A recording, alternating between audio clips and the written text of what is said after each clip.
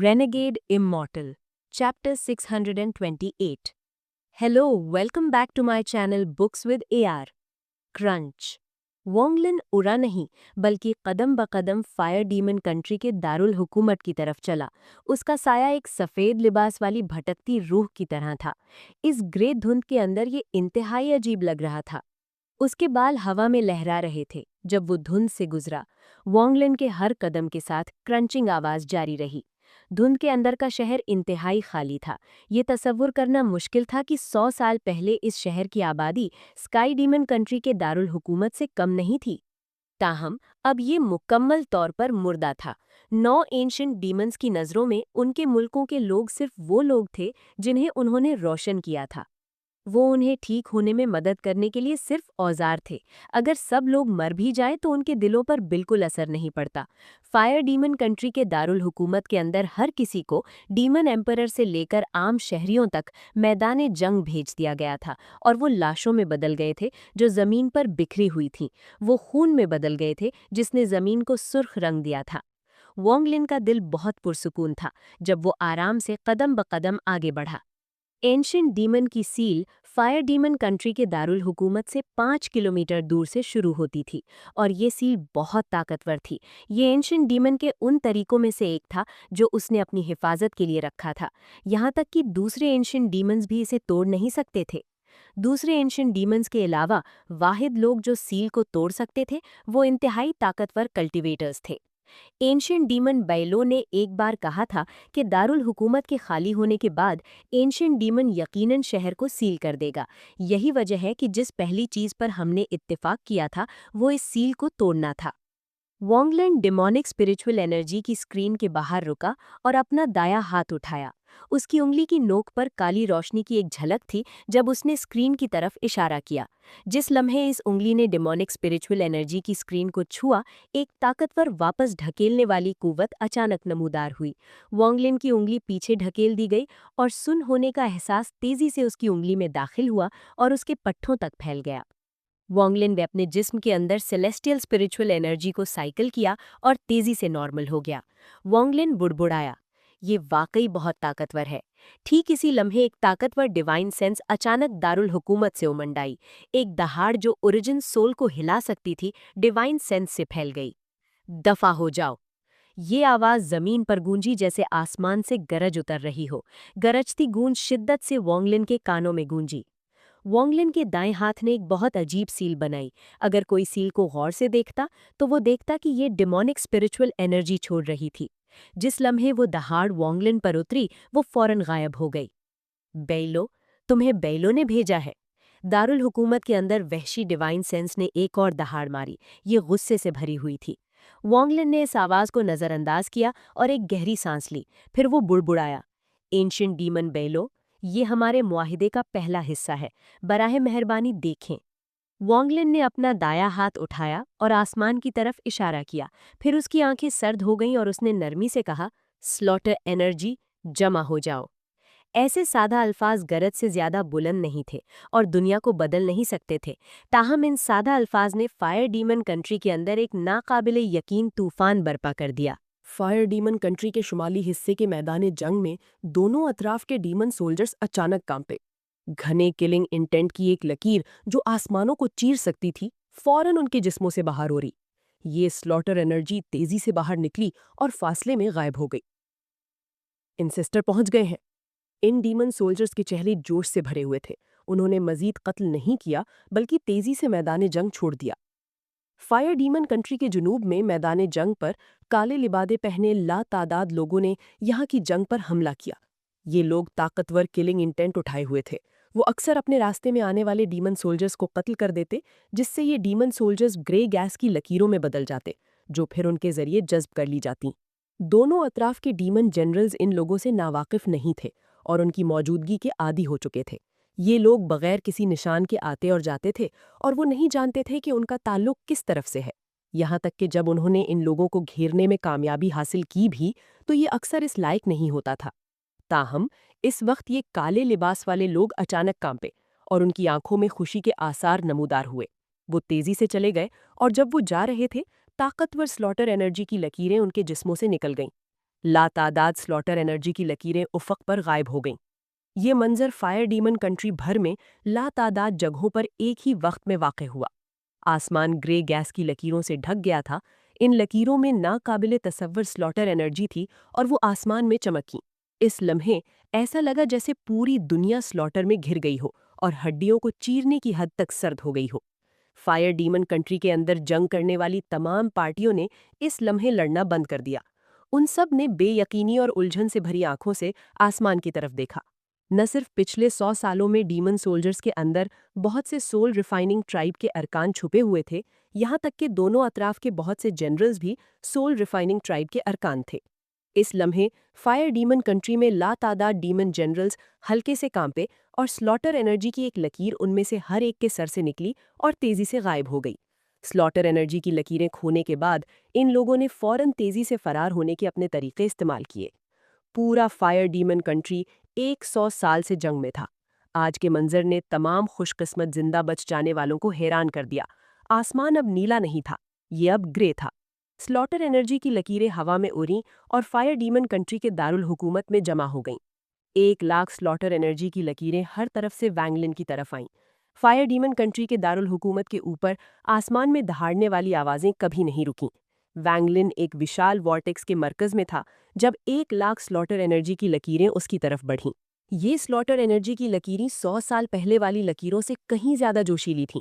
Slaughter की मिकदार पहले से कहीं ज्यादा ताकतवर थी और 100 साल की परवरिश ने 1 लाख स्लॉटर एनर्जी की लकीरों को तकरीबन ठोस कर दिया था।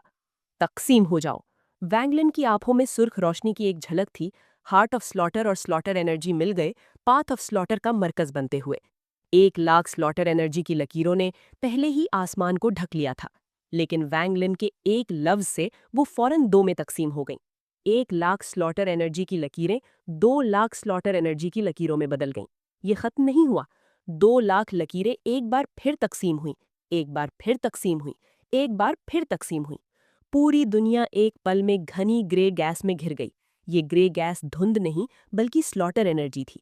ये हार्ट ऑफ स्लॉटर और स्लॉटर इंटेंट का मिलाप था। स्लॉटर एनर्जी की तकसीम ने 1 लाख स्लॉटर एनर्जी की लकीरों को 1 मिलियन स्लॉटर एनर्जी की लकीरों में तकसीम कर दिया। ये 1 मिलियन स्लॉटर एनर्जी की लकीरें अभी भी मजीद तकसीम हो सकती थीं, लेकिन वैंगलिन सेलेस्टियल स्लॉटर आर्ट में सिर्फ स्मॉल कंप्लीशन तक ही पहुंचा था, इसलिए 1 मिलियन उसकी हद थी। ये एक अहम वजह थी कि उसने खुद स्लॉटर में हिस्सा नहीं लिया और स्लॉटर एनर्जी की परवरिश के लिए सोल रिफाइनिंग ट्राइब के अरकान का इस्तेमाल किया। मेरे लिए टूट जाओ। वैंगलिन के बाल हवा में लहरा रहे थे जब उसने अचानक डेमोनिक स्पिरिचुअल एनर्जी की स्क्रीन की तरफ इशारा किया। 1 मिलियन स्लॉटर एनर्जी की लकीरें मूसलाधार बारिश की तरह सील पर उतरीं। Renegade immortal chapter 629। Hello, welcome back to my channel books with AR. Ancient demon की सील को तोड़ने का तरीका एक नुक्ते पर तवज्जो मरकूज करना नहीं था। इसके बजाय सील पर बहुत से नुकात फैले हुए थे जिन पर एक ही वक्त में हमला करने की जरूरत थी ताकि इसे तोड़ा जा सके। अगर ताकत काफी ना होती तो ये बेअसर होता। ताहम वैंगलिन की 10 लाख स्लॉटर एनर्जी की लकीरों को 100 साल तक परवरिश दी गई थी, इसलिए इस स्पेल की ताकत हैरानकुन थी। ये कहा जा सकता था कि सेलेस्टियल स्लॉटर आर्ट में स्मॉल कंप्लीशन तक पहुंचने के बाद इसने फिंगर ऑफ डेथ की जगह ले ली थी। ये डेविल आर्मर पहनते हुए डिमोनिक फिंगर और अंडरवर्ल्ड रिवर के साथ वैंगलिन के 3 आखिरी हमलों में से एक बन गया था। जहां तक स्टॉप स्पेल का ताल्लुक है, ये वैंगलिन का लाइफ सेविंग स्पेल था। इसे 2 बार आजमाने के बाद उसने इस स्पेल को छुपाने का फैसला किया। सिर्फ तब जब किसी को इसका पता ना हो, ये उसकी जान बचाने के लिए अहम लम्हे पर अपना किरदार अदा कर सकता था। 10 लाख स्लॉटर एनर्जी की लकीरें मूसलाधार बारिश की तरह नीचे गिरी। फायर डीमन कंट्री के दारुल हुकूमत के बाहर डिमोनिक स्क्रीन से टकराने की आवाजें आईं। इस लम्हे ऐसा लगा जैसे 10 लाख स्वॉर्ड एनर्जी के वार इससे टकरा रहे हों। कई सांसों के वक्त के बाद टकराने की आवाजें एक के बाद एक आने लगीं। डिमोनिक स्क्रीन शिद्दत से कांपने लगी। वैंगलिन का एक्सप्रेशन न्यूट्रल था जब वो डिमोनिक स्क्रीन के बाहर खड़ा था और सर्द मेहरी से ये सब देख रहा था। ज्यादा देर नहीं गुजरी थी कि डिमोनिक स्क्रीन पर दरारें नमूदार हुईं। दरारें फैलती गईं, यहाँ तक कि डिमोनिक स्क्रीन एक धमाके से टूट गई। फिर 10 लाख स्लॉटर एनर्जी की लकीरें फौरन दारुल हुकूमत में दाखिल हो गईं और पूरा दारुल हुकूमत जल्द ही ग्रे गैस में घिर गया। डेमोनिक स्क्रीन के टूटने के साथ वैंगलिन अंदर चला गया। अब जबकि डेमोनिक स्क्रीन जा चुकी थी, दारुल हुकूमत के मरकज में मौजूद डीमन वैली से डेमोनिक स्पिरिचुअल एनर्जी का एक तूफान फूट पड़ा। ये आसमान में एक पर्पल बादल में बदल गया। जैसे ही आसमान में बादल हिला, ये फौरन दो सींगों वाले डीमन के साए में बदल गया। उसकी आंखों ने एक खौफनाक रोशनी जाहिर की जब वो हवा में तैर रहा था और वैंगलिन को ऐसे देख रहा था जैसे किसी चूंटी को देख रहा हो। हकीर कल्टीवेटर, यहाँ तक कि अगर तुम्हारे पास बेई लो की हिफाजत है, चूंकि तुमने मेरी डिमोनिक स्क्रीन को तबाह करने की जुर्रत की है, तुम बिना किसी शक के मर जाओगे। साए से आने वाली आवाज़ जहन्नुम के 9वें दर्जे से आती हुई लग रही थी। ये बहुत बेतरतीब थी। डिमोनिक साए ने अपना हाथ हिलाया और आसमान अचानक बदल गया। पूरा दारुल हुकूमत गायब हो गया और एक पल में आसपास का मंजर सुर्ख दुनिया में बदल गया। ये सुर्खी शोलों की रोशनी थी।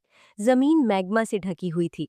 आग से निकलने वाली शदीद सुर्ख रोशनी ने आसमान को भी सुर्ख कर दिया था। धमाकों की आवाजें पूरे इलाके में गूंज उठीं और जमीन से बड़ी मिकदार में गर्म हवा बाहर आई।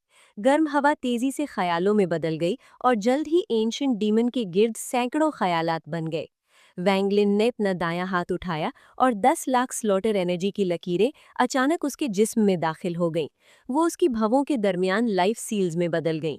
जल्द ही 10 लाख लाइफ सील्स ने तेजी से उसके पूरे जिस्म को ढांप लिया। फिर उसने अपने बैग ऑफ होल्डिंग पर थपकी दी और डेविलिश आर्मर बाहर उड़ गया।